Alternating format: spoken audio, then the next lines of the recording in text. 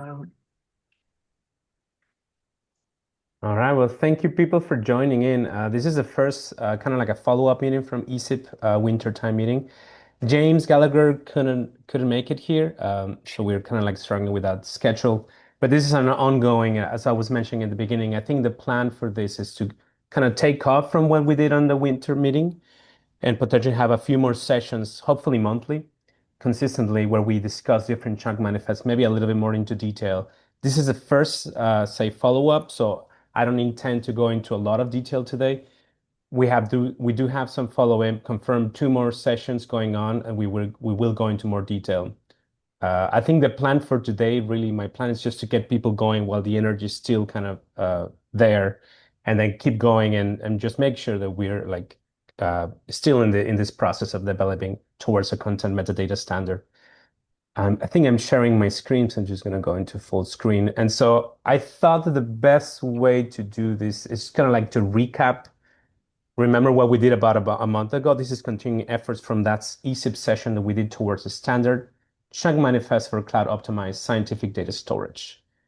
It was a 1 hour session, and we did have some kind of like well-defined goals in terms of what is it that we want to accomplish. This is just like snapshots essentially from that document from that. Essentially, what are the commonalities and differences within the different existing chunk manifest implementations? Um, we had some kind of like activities during that session, ESIP session. And I think the overarching goal will be to develop a draft standard document that will hopefully describe several common elements as they are, and I hopefully have something ready for the July ESIP meeting. And we can talk about target goals here. This is a community effort. So we're just kind of like trying to facilitate all of these different approaches. There are some overlaps and common and differences. And so we're trying to document them and try to find this. Uh, this is another slide from that session. It's like, what is a content metadata standard? And so we went into a little bit of a detail, but just kind of like overviewing what we did that about a month ago. It's the the the essentially what are like these are guidelines that dictate how textual values metadata can be structured, and there's different definitions in content metadata standards, of course, which is there are a few ones that we were able to gather for last month. And again, this is kind of like overview of last month. Feel free to stop me at any point.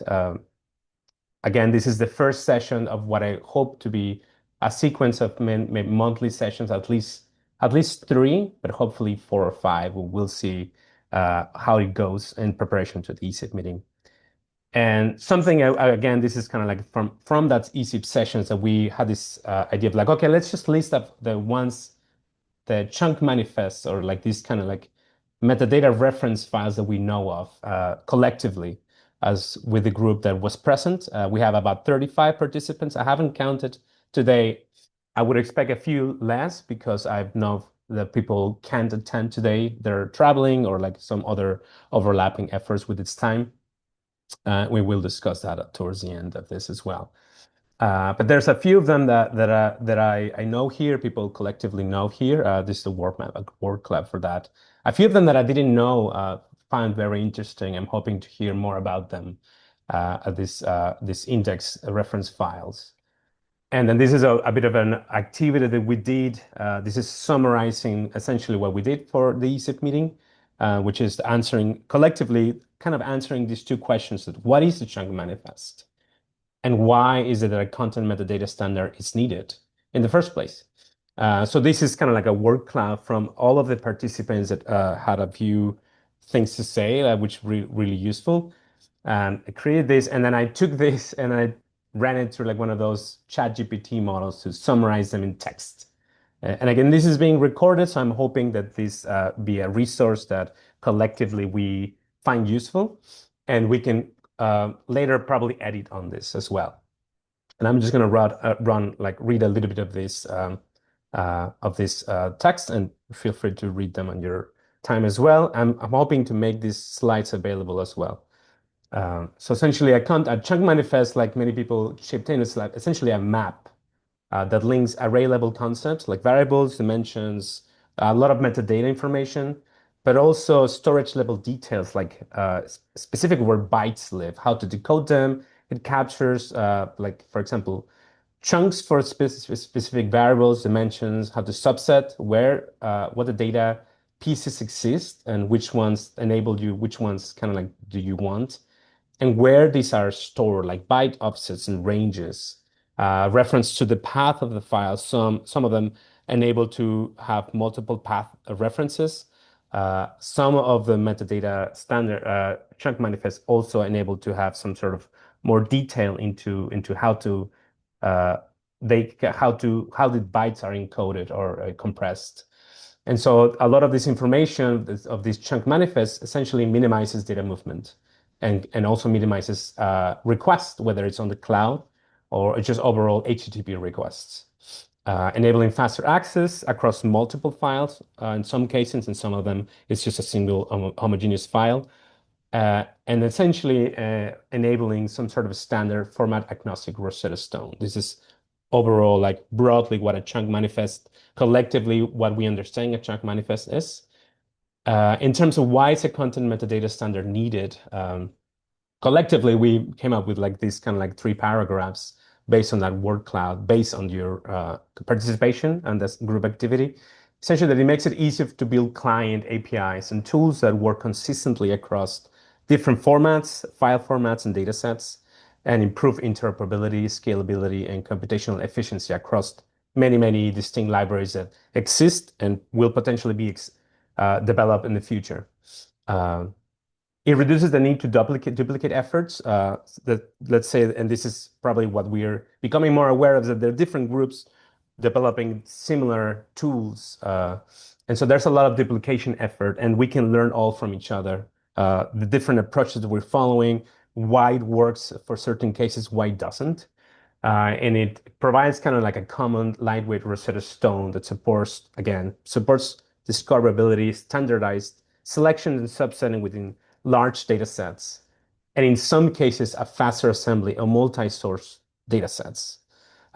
When at the same time, while providing enabling to preserve the file as it was before, or potentially multiple files.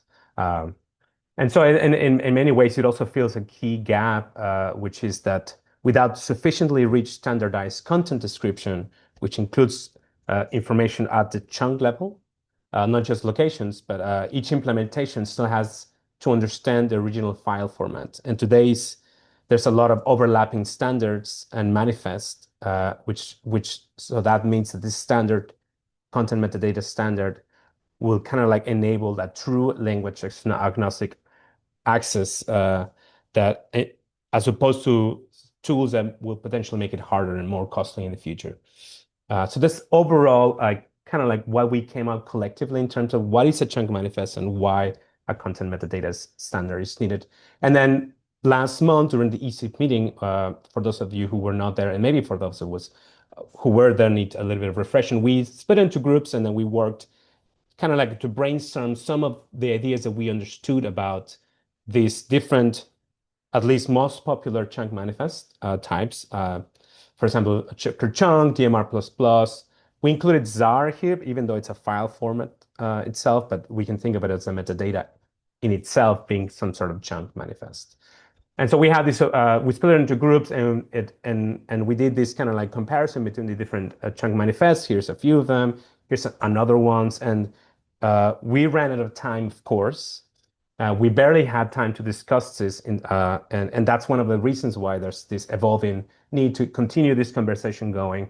There's a lot of open-ended questions here in terms of DMR++, Kerchunk, Virtualizer, how they all come together. And for me, at the same time, there's a lot of things that potentially other types of formats that I wasn't aware of that I'm kind of interested and to see what different groups are coming from different places. And so I think that there's still like a need to continue this conversation going. And then that's a reason for this follow-up conversation. I must say that I have lined up at the very least two people to lead a session for this time slot. One of them will be in terms of overall like virtualizer, Kerchunk, IceChunk. Tom Nicholas is going to come. He couldn't make it today. We were trying to figure out if he couldn't. He had a lot of stuff going on today, so that could not work. So he's gonna come later and give a talk overview of how Kerchunk, Virtualizer, IceChunk are enabling interoperability in Chunk manifest on their own, and how they integrate with this broader landscape that Virtualizer helps to to to enable. And the other one is that James Gallagher and maybe perhaps me or someone from within the HTF group that works closely with OpenDAP will have another session to talk about DMR++ and how DMR++ does this what kind of and it's essentially kind of answering some of the open-ended questions. And there's plenty of time, I think, for discussion within each session. As you can see, I'm already talking a lot, but there will be a lot of time for questions in terms of the more detailed conversation. This is the first meeting, so we were trying to have Tom come here, get started with a bang. Unfortunately, he couldn't make it. So I figured that at the very least, we should be here and talk a little bit about the beginnings of Kerchunk, which is, it dates back quite a bit of time as well as similar to DMR++. And then maybe and then I'll have Alexander Jananek who's here and give a little bit brief, kind of like the beginnings of Kerchunk, and I can follow up with like a user overview of Kerchunk. And please, I have used Kerchunk quite a bit, but if you feel like you can add more to this, you're welcome to add more into this conversation, discussion, questions, answers. But we will have something more of a detailed session focusing on Kerchunk and virtualizer. So this is let's just say this is kind of like the first meeting leading up to more in detail sessions. And so with that said, like Alexander, do you want to talk to us a bit about the beginnings of Kerchunk and how potentially a problem or how this idea came up about? Sure. I could share. I don't have slides, but I can share a browser screen. I just realized. Um,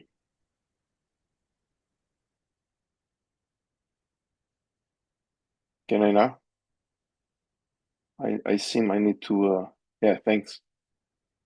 So, how Kerchunk began in early 2020, early January 2020. I received a small grant from U.S. Geological Survey from Rich Signal, and it was a result of some talks we had prior, where he said asked basically, can something be done so the Zarr software could read data from netcd4 files that he had, and so he passed this small grant, said let's see what can happen, and the result of that work, um, uh, I created something that at that time I called the zchunk store .zchunk store. I think even on this page that you are seeing now, I think we're mentioning it somewhere around here. That was the sort of the first idea that instead of going directly after chunks in Zarr, you actually had a another step that instead of directly to chunk, you actually go from somewhere to get what you would consider a chunk in Zarr. And we published this, I don't know, call it blog or article on Medium. Rich basically took it to immediately benchmark it.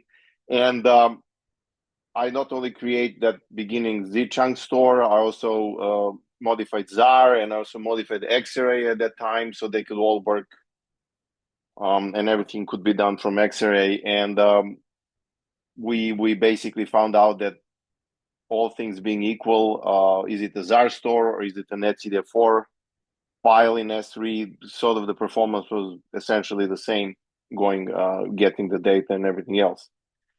And at that time, I that grant ended, and I sort of let it, sort of be there. And later in that year, I think there was some Rich Signal came back and said that there is some interest to move it to a more community governed model, and then there was another Medium published towards the end of 2020 where we are now introducing the concept of the reference file system, which is the beginning of Kerchunk.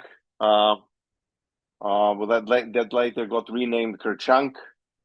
Um, and yeah, so I passed on my code, and I still think it's the first commit to the Kerchunk repository is basically my commit, handing over what I did. So what I wrote was translating from HDF5 file to a Zarr appropriate, equivalent description of HDF5 dataset, and yeah, so that's how everything began. After that, I was maybe a couple of times consulted when there were issues how to store variable length data, because that was a problematic way to access the data in the Zarr way. And also how to deal with compact HDF5 datasets because Zarr does not have that equivalent. And yeah, that's after that Kerchunk took on its own with the community and what have you, and that's how everything began. Great. Thank you, Alexander. Yeah, You know, it's been pretty fascinating to see to hear a little bit about the beginnings of a package that is well used and the original idea and no one like can take away from like the amazing work that the community has done on Kerchunk mm, after that. So I'm gonna go back to my I'll slides. stop sharing.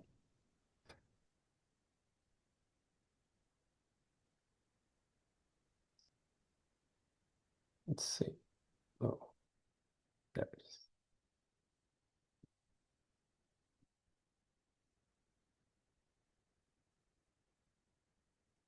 So I think I'm sharing my screen right now, and I should say that I should probably start a conversation about chunk manifest and potentially a like a beginning side of or a user perspective of Kerchunk by speaking a little bit about Zarr first and Zarr version 2, which is I think the one that is being usually most broadly adopted at the point.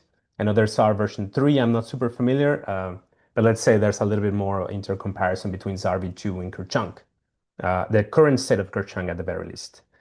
And so technically Zarr is not just, it's not a metadata chunk manifest it's a data storage format. And the way it works is that you take a file or you take some chunked tensor data and you write it into different individual chunks. Each of them is a specific object. And then they're all described collectively by a couple of metadata JSON, plain metadata JSON text. And so you can take an etcdf or HDF5, you can take any data and if fictitious data, even if you're like doing some benchmarking or something. In this case, and then you can write it into a pretty big, large Zarr store. It could contain petabytes of data, uh, um, and they're all referenced by a few metadata files, each of them at the variable level. So for example, in this case, I put an example here. Maybe some people who are familiar with LLC 4320, like Ocean Data Set, this is a little bit an example here. So this is a sea surface height or eta variable anomaly, sea surface height anomaly variable, similar to SSH. And it's split into different chunks, and the original file is like a binary .data.trunk file that it's directly from model output for MIT GCM. I haven't really worked with that data file format myself, but I have done some transformation to Zarr. So this is what a single snapshot of eta, the variable or global coverage, looks like. So it has a few dimensions. In this case, it has 1, 2, 3, 4 dimensions. And so each individual chunk, it has uh, it's separated by a dot, in this case for the eta variable. And then, so you have the tree directory of this variable. You have the reference to the dimensions, face or tile, ij in time. It has no depth dependence. This is just a coordinate sits at the top of the ocean. And then, so you have its shape, and then you have chunks. And then, so in the metadata for this variable, you can find it within the variable directory dot z like attributes, and it describes broadly the attributes, some of them CF convention metadata attributes. But it also has this other Z array JSON file that contains all of this information we call potentially a chunk manifest, kind of. It has the compression, it has the filters, the order, field value. It has a reference to the star format. And it tells you the shape of the file and then the chunks. So essentially, there's 13 chunks of them. Each chunk it has a shape of 1, comma 1, comma 4320, 4320. So then we ended up having 13 different file objects. Um, and then because they're chunked only once in the time and then in I and J, then you only see dot zero. You can have dimensions separated slashes. So I've worked a lot with Zarr data that is on stored in HPC systems. And so this is more for like cloud S3, but you can have a Zarr store, multi-petabyte Zarr store on HPC that has dimensions separate with slashes, and that actually reduces the metadata needed, internal metadata from the compute environment to read the chunks themselves. But this is what a Zarr or store looks like. You have the 13 objects, chunk objects that are broken apart, they're exposed. Uh, and then they're kind of like labeled in a particular way, reference to the dimensions, and then the Z array file contains kind of like this chunk manifest a bit, but the chunks themselves are exposed. Uh, so that's and then we can move on to Kerchunk, a little bit of like the user overview of Kerchunk is that this is more of a metadata format, or that instead of pointing to individual chunk file objects, the metadata reference file points to byte range and offsets within the original file. So that means that you don't have to break apart the file itself. It could be an HDF5. It can be actually quite a wide range of different file formats. So I'm showing them here. This is from the Kerchunk documentation. You can have netcdf3, HDF4, which is essentially the same as HDF5, using the internal library of HDF5, TIFFs, GRIV, FITs, and of course I put Zarr there because you can also do a mapping, even though it's a little bit redundant, you can map the Zarr chunks into a Kerchunk reference file that actually produces kind of like this require Zarr metadata.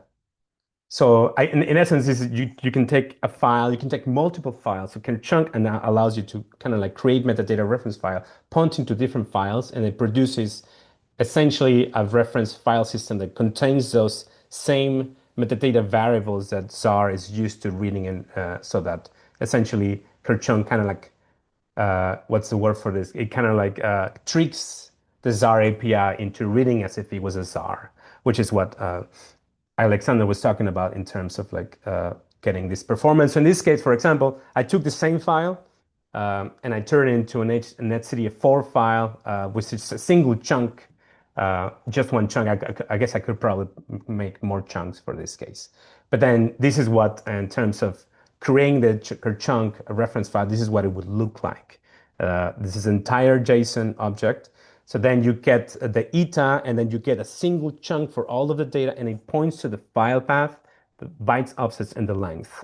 It tells you that there's a Z group. It also is part of the Zarr format model. And then C attributes at the top level of the entire group. There's none there. But then you go into the eta.c array, which is essentially the same information. So again, Kerchunk is able to create this Zarr metadata. And that's what enables you both for each variable, enables you to get all of this information to trick the Zarr API into thinking that it's Zarr object.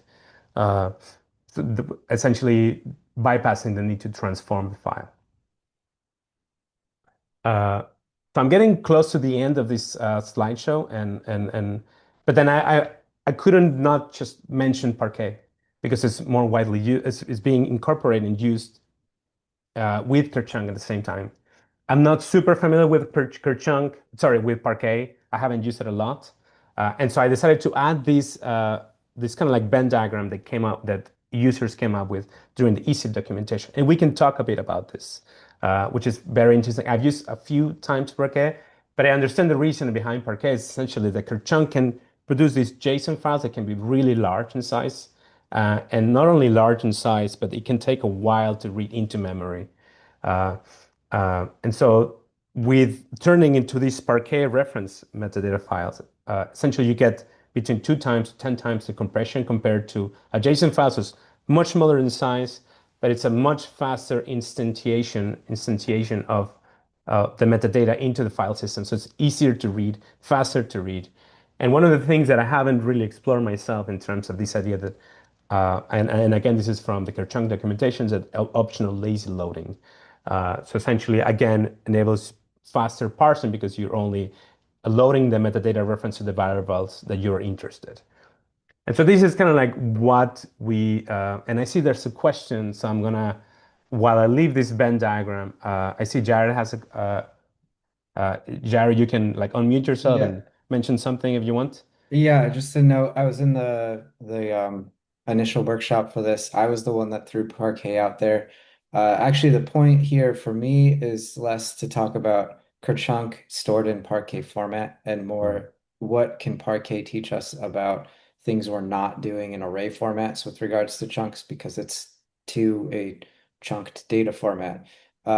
So that might not be super relevant to where we want to get to by the July meeting. But I think that there's a lot of stuff to learn there as far as what could improve array chunk manifest formats and array formats themselves. So um, imagine a chunk format that could reference tabular data stored in a Parquet and array data stored in Zarr or some other format.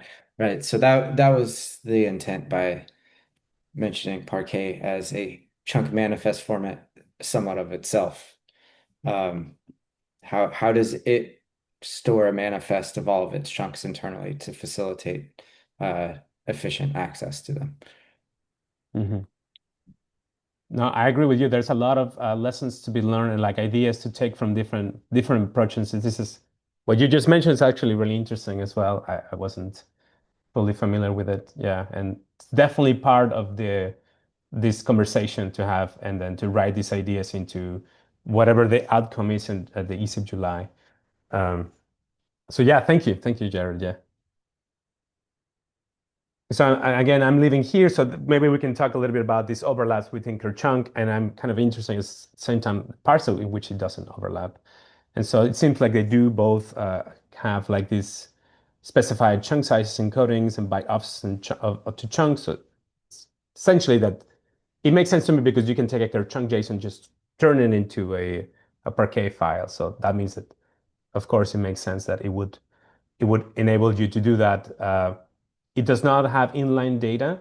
That I thought that that was interesting, and I'm not sure uh, if that's still true or if there's like because I'm not very involved with Parquet, and I'm not sure like what the development roadmap is for like this kind of like reference files, if they're become a standard one. Uh, but that I thought that was very interesting, inline. And then one thing about Kerchung is that it sort of, and that's my impression, and maybe I can open up to the question to people to maybe mention is that with Kerchunk, especially when you can aggregate multiple files, there's an assumption there's an homogeneous encoding within the arrays, which is kind of like what Zarr version 2 does as well. It sort of assumes that the chunks have the same homogeneous compression or filtering. That's not necessarily true for all these other chunk manifest formats. Uh, and it makes sense when you're thinking of aggregating into a virtual data queue. Uh, but it seems to me that because it's outside of this intersection between the two Venn diagrams, it might imply to me that then Parquet would enable heterogeneous encoding within the arrays. Uh, and so I'm not sure if anybody wants to comment on this. I just thought it was very interesting. I I think it's more of a place to learn how Parquet is handling heterogeneous encodings and how that then could apply to array formats, perhaps. Yeah, so how? Right, right. Yeah. Yeah. And it's all due to like hierarchical metadata patterns within the file. You have um, like table level split across file partitions, and then within the file you have these column chunks, and then column chunks themselves are split into data pages, which a data page is the Parquet term for a chunk.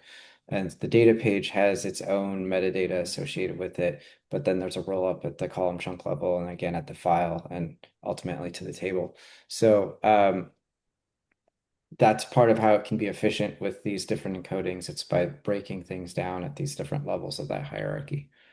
Mm, And we don't tend to see that in array formats because we tend to think that, at least my conception of array formats is chunks are just like offsets They don't have metadata associated with them. You're not trying to resolve them based on any particular properties, statistics within the chunk itself. It's just using the coordinate dimensions to select what chunks you need. When you look at something like tabular data in Parquet, that just doesn't work because there isn't such a thing as these regular dense steps along coordinate dimensions. So you have to do it a different way. And I think that's very instructive. Yeah, I agree with that. Yeah, that's very fascinating.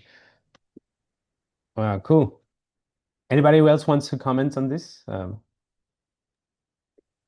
mean, I would like to just say maybe it's a bit too early, but Kerchunk was essentially translation of, at the beginning at least, HDF5 description of arrays into the Zarr way of description of arrays.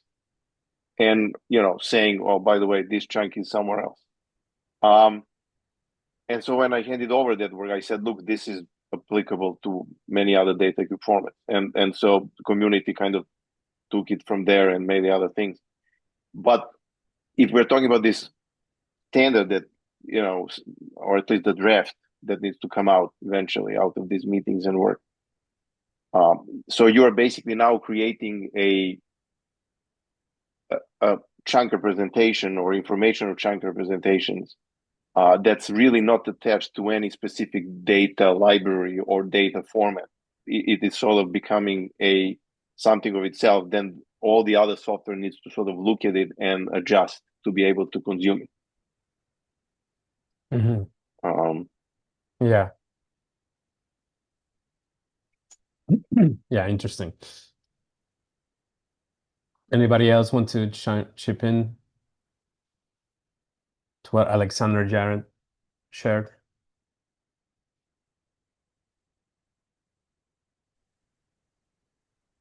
All right, then I think I'm gonna move on to essentially this is the light slide for today. This is again, like I mentioned, this is the first one, and then we're still gathering like probably like session leaders into this. And so we have James Gallagher is gonna lead a session on DMR++, and maybe there'll be some point of discussion there for sure as we go into the details about DMR++, as this chunk manifest approaches and the different file formats that it caters to and the elements that it contains. And then we'll have maybe someone else will also accompany James Gallagher. We'll see, I think probably. And then we'll have Tom Nicholas, who is going to talk virtualizer, Kerchunk and iChunk, which is a little bit more into depth than what we just did today, which is a bit just essentially the introductory to these leading sessions to this. So we have these two lined up. I haven't done the math into how many sessions we could have before the ECIF meeting. So I'm counting these two probably separate plus another one in which we all come together and have this broad discussion into like try to write this maybe some sort of draft and have this discussion into the content metadata standards probably after these two. But I also will be very interested I put this word cloud here again because and Jared mentioned Parquet. There's like some ideas there, very interesting. There's some of them here that I'm not very familiar with that could potentially I'm not sure like what the level of maturity of these chunk manifests are. So if somebody wants to lead a session or lead at least a discussion, it doesn't have to be a full session or have an idea that somebody could lead this, do let me know. I think it'll be great to incorporate some more than just these two broad ideas of Kerchunk, iChunk virtualizer, and DMR++ that are very kind of like very, in some ways, it might be a little similar to each other. But I'm also interested in hearing more about these other approaches that were mentioned during the ECIP meeting. And with that, I think I should probably just like end here and then we can like open a little bit the floor. If someone else wants to talk a little bit more about other ideas or like maybe points of discussion, but I'm certainly open to ideas for the next following sessions. And maybe I can start by saying that we can do this monthly. So the next one will be in a month from now, if that's okay with everybody. We don't need to send another when to meet, and then we'll have that like monthly meetings after that. If someone cannot join, let me know. But I'm also interested in hearing more perspectives about this and some suggestions. And I see Michael raised. Yeah, you can unmute Michael. Oh, hi, yeah, thank you. I'm sorry I was late. I'm disappointed to miss that. But I'll make sure I'm in the next sessions. I am interested in how generic the format is, and I come from an R background primarily, and it's such a simple model of a complicated grid logical array. And I'm interested in I'm not saying it needs to be more generic, but I'm looking at more generic approaches for reading these stores. And for instance, I've had really good success with a kind of independent Zarr reader in R, and also using the GDAL multi-dimensional API to read these. And GDAL has support for these virtual stores already, and probably not many people see that yet. But the thing and when I say generic form, so like the kind of the parquets currently reflect a very array, like a JSON array list of arrays model. And the way it's stored is not really a problem. It's a bit slow to write so many individual parquets. Whereas one big store that is just like, oh, here's all the references, you can actually have all kinds of logic about reasoning of what is the structure and how to map your plan to that. And all I'm doing is saying there's a lot of interest from the R community, which has not yet been visible, but I'm having good success, and I'm going to start making a bit more noise about that and pointing to some of the other kind of views of this. But I love the concept overall. I think it's absolutely unstoppable and really important. So thank you.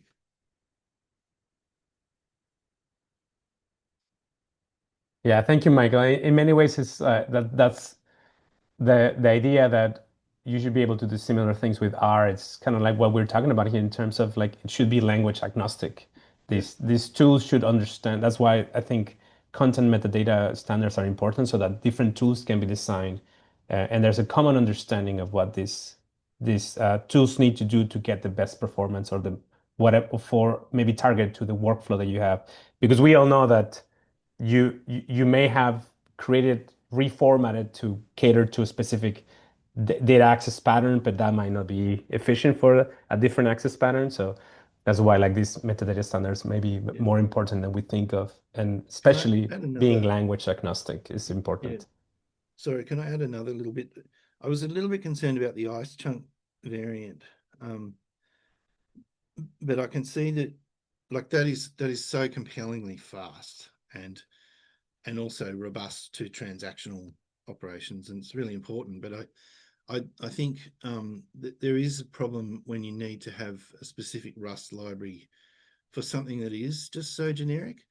But I think the way out of that is that IceChunk itself can easily reflect, a kind of a legacy form of the store as well.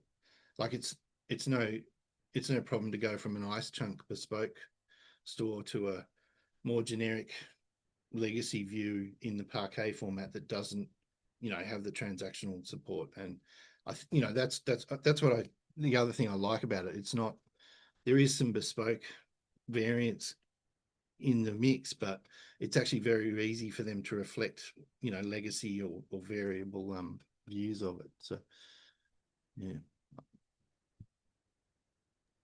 Thanks. Yeah, that's very interesting. I don't have a lot of experience with iChunk. I know the idea and philosophy behind it, which I think is pretty interesting. But if anybody has more experience, then maybe please uh, feel free to comment on Michael's comment as well. I can say I haven't used it, but I looked at it because I'm interested in these things. And so Ice Chunk is kind of equivalent if you would take an HDFI file and break it up into pieces that are all binary. So you're not anymore having anything in JSON. Everything is binary, and I think they chose flat buffer as the format for all the binary information. So in other words, that initial idea that Zarr is at least on the internal metadata level readable as JSON, it's gone in Kerchunk. So that's one thing. What that now allow them to basically now have all this transactional support, which I think over time, if you're really fast with these transactions, if you have something like a lot of writes as this kind of thing, that may blow it. That all this transactional information, what got updated when, and exactly that kind of thing. But that's another story. So yeah, so and because it's all binary now, you kind of address the problem of bloated JSON for fairly little amount of useful information. And so that's where I would stop. I think you'll have people who are working at the place with developed Kerchunk, and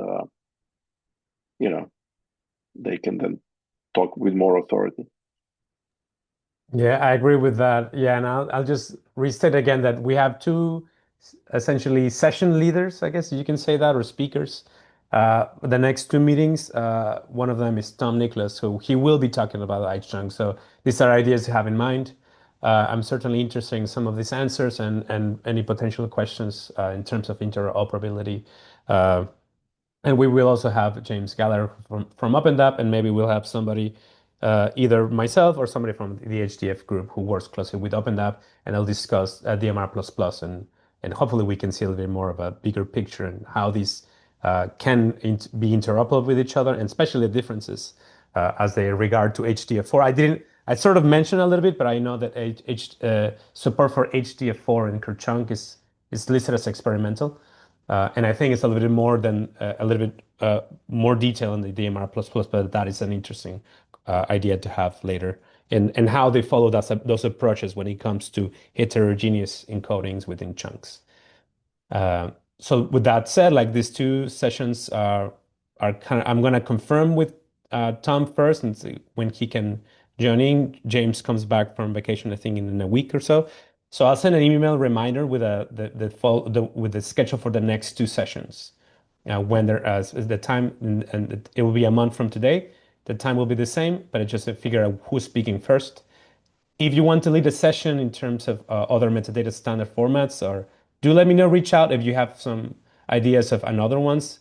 Like I said, like there's a few of them listed here in my slides that we came up with, and I'm gonna share my screen again because I'm kind of interested. I want to incorporate as many chunk manifests as there are. Uh, and so I'm kind of interested to hear more from other groups, or perhaps not at the same level of maturity than it is maybe Kerchunk or DMR++. Do let me know, or you can write me a comment. And but I think that's it for today. Unless anybody wants to say anything else, I'll leave the kind of like I'll be around. We won't close the Zoom or anything. Do say comment, raise more questions. Uh, in general, I'm just gonna send a reminder as soon as I can. I hear back from Tom in terms of when he can lead a session of focusing on Kerchunk and Virtualizer. And with that, thank you very much for joining. This is the first one, follow up from ESIP. This is just a conversation started. It wasn't meant from the beginning to be too exhaustive. Alexander, if you feel like you want to lead something in terms of the HDF and what you guys are doing, that will be great. That will be fantastic in terms of, I know you guys are doing some really cool stuff. Do let me know. We can also have you in the schedule. And and thank you again for showing up here. Thanks, everyone.